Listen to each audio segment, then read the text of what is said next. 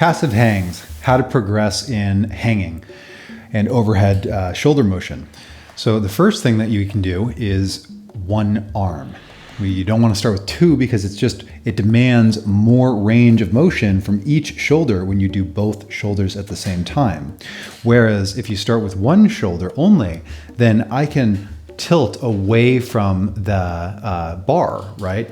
I can make it effectively less range of motion for that one shoulder. So if you're trying to rehab something and it's bothersome for you to reach completely overhead, but you're trying to get there, well, you can kind of lean away from it and wrap your hand around the bar. By the way, palm faces you.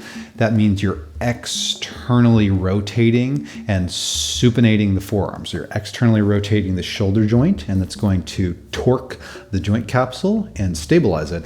And then you reinforce that with the supination of the forearm. So you grab here and you kind of wrap and torque that shoulder, and then you kind of lean away and take a little bit of a kind of like a lunge stance almost. And you just go until you can tolerate that tension.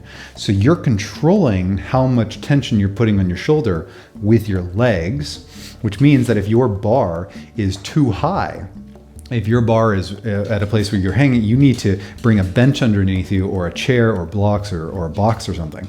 So my bar is at a place where I can just kind of lower myself down until I feel a comfortable amount of tension. So this is the first progression. You would do each side at whatever angle is comfortable to you. And you can do repetitions. You can do 3 times, so 3 repetitions of 30-second hangs. So whatever you can manage for 30 seconds. If that's just a little bit here, or if you can, some of you can completely hang, right, for 30 seconds. But you shouldn't be like at 30 seconds, oh, this is the hardest thing in the world, okay? So that's the first step. The second step then is to be able to do both arms, but not straight overhead, right? Because when your body is directly underneath you, that's again, full range of motion in the shoulders, which most people just don't have. So a couple tips here. Take the hands wider apart, and this is going to be less range of motion than if they were close together. So a little wider apart is easier. And we're not gonna completely hang. By the way, again, same thing, palms facing you to torque the capsule. That might be a little sensitive. This is why we're progressing from one step to the next step. So here you take your arms nice and wide, and we're not removing our feet from the ground completely and actually hanging.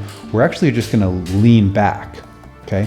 So my actual arm is not completely overhead. It's flexed. So here's flexion to about, well, let's call it 120 degrees or so, right? 180 being straight over. So arms wide, just lean back and do repetition, same thing, of about 30 seconds. And if this is too easy, then you can start to bend your knees a little bit and take weight off of your feet. Eventually you're getting to a full hang here. Okay, so these are passive hangs. And then finally, you're going to actually get to the hang, which is where you take your arms. Again, we're still externally rotating and supinating the arms, and you basically just go straight overhead.